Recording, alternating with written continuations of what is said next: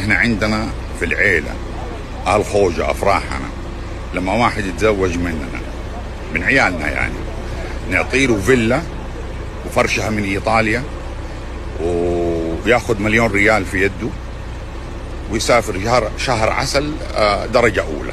هذا اللي غير الوظيفة، هذا اللي نقدر نسويه، ما نقدر نسوي اكثر من كذا. زي ما عندنا وعد عندنا افضل. ندير ان عندنا يبكر يوم ثاني يبز حق الفتاشة ويشتري بها لحمة، واحتمال يبيع سلس ولا خاتم في يوم السابع او يوم الثالث. هذا اذا ما باعش.